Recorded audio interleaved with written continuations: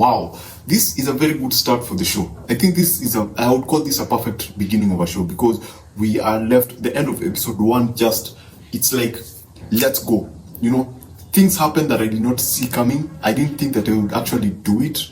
Yes, I saw the trailers, I saw some things, but I did not think that some things would happen at this point of the show. But it's a very good introduction. It's a very good introduction to the characters and the consequences, and how, when you talk of the Skrulls invading Earth, the trailers gave us an idea of what they were capable of, but this episode clearly makes us understand who they are, what their motivation is, and what they're capable of doing.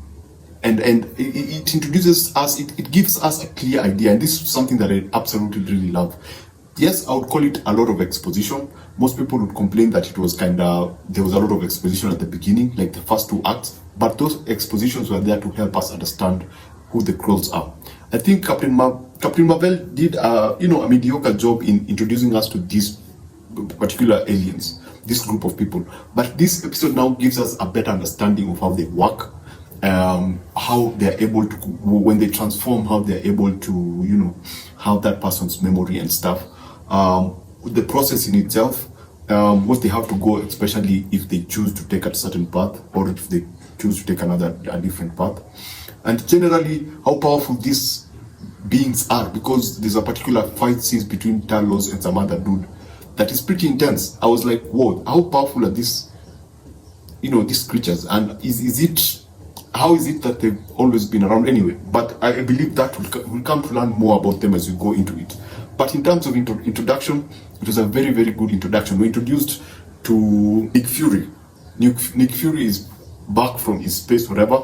And here's the thing I appreciate about filmmaking sometimes, especially what they were able to do with him now coming down. They didn't do that thing of showing the big spaceship and then you see, everything so dramatic. No, they used, there was a very interesting use of light with his introduction, and I absolutely love how he was introduced from a cinematic point of view, because that in a way is the best way to shoot, a scene like that on a budget.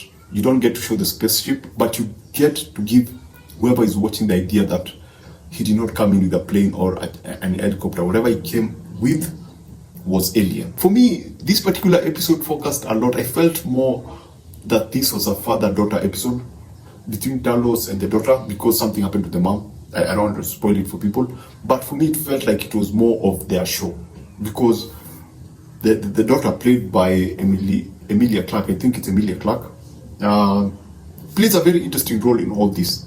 And then there are also other characters who are introduced that are also look like that they're going to play a big part in the future. But her part was pretty. It was very important in this particular show. It's actually a catalyst. She's a catalyst when it comes to whatever happens during the 3rd act. And then you have Talos again having a sit down with Nick Fury and giving Nick Fury an idea of whatever is happening. So Talos plays a big role in all of this, because now he's the person who is now, let me use the word, debriefing Nick Fury about what has been happening and the threats and what he feels that, what the world has been while he was away. The Nick Fury that we get in this, I think, is a very disturbed human being after, and I like the fact that they established that the blip also affected him, because you'd assume that he disappeared and came back and he was the same person, but he's not the same person. When he came back, he was not the same person, and they addressed that, and I actually like that about it, because now we know that once you go into this, I feel that we may see different versions of Nick Fury, because there's a feeling that Nick might he be a Skrull, might he not be a Skrull, I don't know. But that leaves a lot to be explored in the oncoming episodes. Now, the villain, for me, I like the fact that we didn't get to know a lot about him in this particular episode. We were just introduced to him, and we were introduced to a certain fact about him that was a shocker, because he can do something that most of the other Skrulls cannot do, and that was fascinating to me. He seems to be way above the other people.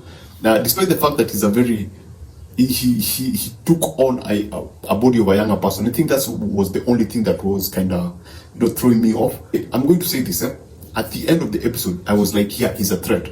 but I'm still not convinced that he can be a leader of, a movement like that. I'm finding that hard to buy, but it's too early. I think with time we're going to understand him, and we are going to understand where he's coming from, and we're going to understand. Yes, there's that motivation, but I hope that there's more to his motivation than whatever was presented. Making a home for his people. I hope that there's more to it, because for me, he establishes the fact that he's a threat, but for me, he does not feel like a leader. I don't know if you're understanding what I'm saying. He doesn't feel like he can lead a rebellious group. It doesn't feel like he has what it takes, but it feels like he's more of a soldier rather than, a general. For me, when I look at him and I listen to him communicate with the other people, he feels like a soldier giving instructions to other soldiers rather than a general, an individual that all the other Skrulls would respect and honor. But anyway, so that's episode 1. If I was to rate it, I would give it a 4 out of 5.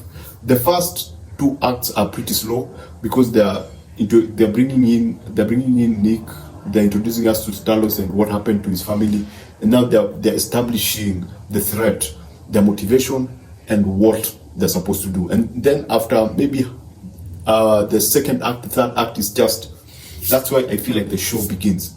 And I can also credit the opening. If you saw if you saw what Marvel had released, that's like the first part of the show. And I love the character who was talking. Look, I'm into deep voices. I love Transformers because of the opening voice. I loved Transformers Rise of the Beast because, again, the opening, that monologue. For me, I usually love, because that sets up everything. Sets up the seriousness or playfulness of a show or a movie.